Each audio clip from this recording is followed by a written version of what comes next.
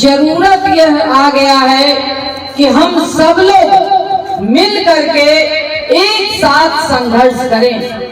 शिक्षक अलग लड़ रहे हैं, शिक्षक संघ के भी नेता आए हुए हैं, आज सफाई कर्मी के नेता आए हुए हैं, निर्माण मजदूर के नेता आए हुए हैं, डीडीटी छिड़काव कर्मी के नेता आए हुए हैं, ये स्वच्छता कर्मी के नेता आए हुए हैं, हमारी रसोईया बहनें आई हुई हैं, हमारी आशा बहनें आई हुई हैं, और इस तरह से तमाम जो संघर्ष करने वाले खेत मजदूर साथी हैं, किसान साथी हैं। तो आज जो हम लोग अलग अलग जीविका बहने हैं, अलग अलग संघर्ष कर रहे हैं, तो आज एक मंच पर इकट्ठा होकर के एक बड़े आंदोलन को संचालित करने का, एक बड़ा आंदोलन का बिगुल फूंकने का समय बिहार में आ गया है। और ये काम, क्योंकि इस काम को कोई एक दल ही कर सकता है, और वो भाकपा माले है। भाकपा माले ने वो बैनर दिया है, वो मंच दिया है कि इन तमाम लोगों को आप आइए एक मंच पे, आपकी आवाज को पूरी मजबूती के साथ बुलंद किया जाएगा। नहीं तो हम, आप देख लीजिए, चुनाव आता है और उस समय बात होने लगेगी हिंदू मुसलमान की, मंदिर और मस्जिद की, जातीय समीकरण बैठाने लगेंगे लोग, मगर उस समय कोई रोजी रोटी की बात नहीं करेगा, कोई रोजगार की बात नहीं करेगा। उस समय हमारे शिक्षक बंधु किस तरह से पूरे परेशान थे, जिस तरह से उस समय आकर के जो अधिकारी पूरा डिक्टेटरशिप चला रहे थे, वो उनके डिक्टेटरशिप के खिलाफ कोई बात नहीं करेगा कि उस इतना परेशान किया गया। उस समय कोई ये बात नहीं करेगा कि हमारी सफाई कर्मी लोगों को कितना कम पैसा मिलता है और वो ठेके पर काम करते हैं, मन होता है रखता है, मन होता है निकाल बाहर कर देता है। निर्माण मजदूरों का रजिस्ट्रेशन नहीं हो रहा है। आप जाओ समझ लीजिए कि हमारी रसोईया बहनें जो 1650 में काम करती हैं, किसका घर चलेगा 1650 में? हम लोगों ने उस समय कहा था शिक्षा मंत्री को कि आप बताइए कि 1650 में किसका घर चलेगा जो आप 1650 दे रहे हैं। हम लोगों ने सवाल उठाया, तो मैंने खुद सवाल उठाया था विधान परिषद में कि मंत्री जी आप बताइए कि 1650 जो आप दे रहे हैं, हम लोगों को बाहर कहते भी शर्म आती है कि बिहार में 1650 मिल रहा है। कोई जवाब नहीं था। सोच रहे हैं, देख रहे हैं, कोई इस पर जवाब देने के लिए तैयार नहीं। और हमारी जो आशा बहनें हैं, आप लोगों ने देखा कि आशा बहनों की लड़ाई जबरदस्त हुई। 32 दिन हड़ताल हुआ बिहार में। अगर आशाओं का हड़ताल करने का यहाँ परंपरा शुरू हुआ तो महासंघ कूट के जरिए एक्ट 2 के नेतृत्व में वो लंबी हड़ताल हम लोगों ने शुरू की। पिछले बार लड़ करके 1000 दिया और इस बार 1500 पे समझौता हुआ महागठबंधन की सरकार में कि 2500 मानदेय के रूप में सरकार देगी, मगर नीतीश कुमार पलटी मारते हैं और अभी तक समझौते पर अपना सिग्नेचर नहीं करते। हमने कहा विधान परिषद में मंत्री के सामने आंख में आंख डाल करके उनसे हमने पूछा, वो 3 बार उनको उठक बैठक विधान परिषद में करवाया, उठते थे और बैठते थे कि आप कब इसको लागू कीजिएगा, आप मुझे बता दीजिए, जल्द लागू हो जाएगी, जल्द लागू हो जाएगी। इसके अलावा उनके पास कोई जवाब नहीं था। हम लोगों ने कहा कि अगर नहीं लागू करना है तो यह भी बताइए, तो नहीं जल्द लागू हो जाएगा। तो आज ये सारे संदर्भ में सरकार को कोई चिंता नहीं है। डबल इंजन की सरकार है। मोदी जी 1 रुपया, क्योंकि ये सारे लोग केंद्र की योजना के तहत काम करते हैं, मगर केंद्र के योग से मोदी जी को भी 1 रुपया मोदी जी ने नहीं बढ़ाया।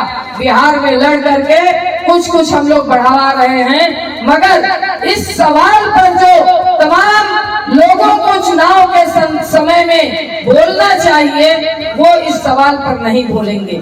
तो आज ये जरूरत है कि जो आने वाले समय में चुनाव होने जा रहा है, हम सारे लोग एक साथ अगर मजबूत होकर के एक मंच पर अगर इकट्ठा होकर के इन प्रश्नों पर अगर आगे बढ़ेंगे तो तमाम पार्टियों को, चाहे वो विपक्ष की भी हो या सत्ता पक्ष की भी हो, हमारे सवालों को वो नकार नहीं सकते हैं।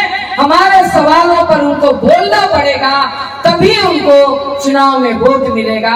इस बात को आपको ठानना पड़ेगा, तब जाकर के यहाँ बिहार की स्थिति बदलेगी और बिहार में हमारे प्रश्नों पर बात होगी।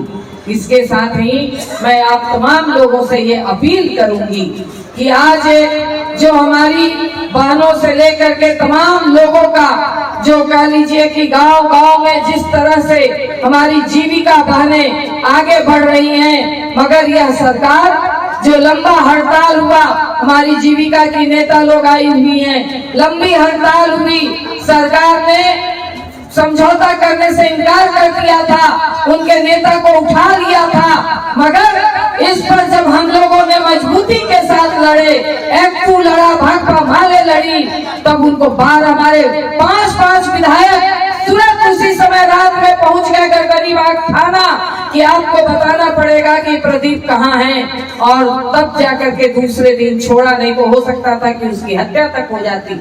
ये बिहार में परंपरा चल रही है कि ट्रेड यूनियन नेताओं को उठा लेना, उनके आवाज को बंद करने का ये परंपरा बिहार में शुरू हो गया है। लंबी हड़ताल के बाद जाकर के समझौता हुआ, उस सर्कुलर को पीछे हटा, सर्कुलर से पीछे हटी सरकार और दमन का रुख अख्तियार कर दिए। मगर ये मैं कहना चाहूंगी कि इस दमन से तमाम कोई भी घबराता नहीं है। शिक्षक बंधुओं पर भी जिस तरह से दमन चला, लोग डटे, लड़े, तब जाकर के सरकार पीछे हटी। इसलिए इस दमन से हम लोग घबराने वाले नहीं हैं। इस दमन का मुखालफत करेंगे, लड़ेंगे। बिहार दिवस 22 मार्च को होता है, इसके लिए सरकार को मैदान चाहिए और वो 4 मार्च से मैदान की बुकिंग कर लेंगे। 9 मार्च हम लोगों ने बहुत पहले से आवेदन दे रखा था, आश्वासन भी मिला था, हम लोगों का पर्चा भी छप गया, मगर यह सरकार इतनी तानाशाह है कि इस पर कोई विचार। ये चाहती है कि तमाम लोकतांत्रिक आंदोलन, तमाम इनके विपक्ष की आवाज को ये कुंद कर देना चाहती है। हम लोगों ने कहा, सोचा कि चलो ठीक है, अगर आप नहीं देते हैं तब भी 2 मार्च को हम लोगों ने जरूर समस्या तो होगी, क्योंकि उसी दिन से रमजान शुरू हो रहा है और हम लोगों का एक्टू का राष्ट्रीय सम्मेलन 24-25 फरवरी दिल्ली में राष्ट्रीय सम्मेलन हो रहा है, तो उसकी भी व्यस्तता रहेगी। बावजूद इस चुनौती को यहाँ के तमाम हमारे ट्रेड यूनियन के नेताओं को, तमाम संघर्ष करने वाली ताकत को लेना होगा कि हम अपना एक्टू सम्मेलन भी सफल करेंगे और 2 मार्च के रैली महाजुटान को भी हम लोग पूरी ताकत के साथ इसे सफल करेंगे। यह संकल्प हम लोगों को लेना है।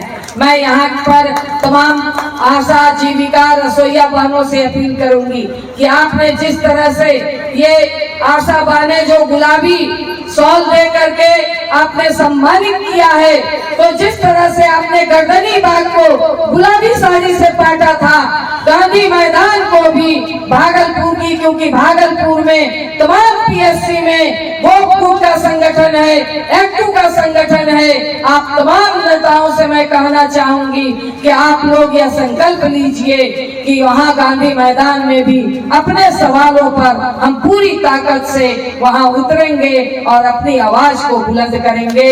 इसी तरीके से हम रसोईया बहने, जीविका बहने, ममता और तमाम जो भी हमारे साथी लोग आए हुए हैं, तमाम साथियों को बड़ी संख्या में अपने साधन से, अपने व्यवस्था से जाना है और अपनी ताकत को इस सरकार को बताना है कि तुम्हारी तानाशाही बिहार में हम नहीं चलने देंगे। चाहे तुम जितने बड़े, जितना दमन चलाओ, बिहार के अंदर वो तानाशाही नहीं चलेगा। हम लोग पूरे इकट्ठा हैं, एकजुट हैं। इन्हीं बातों के साथ इनकलाब जिंदाबाद।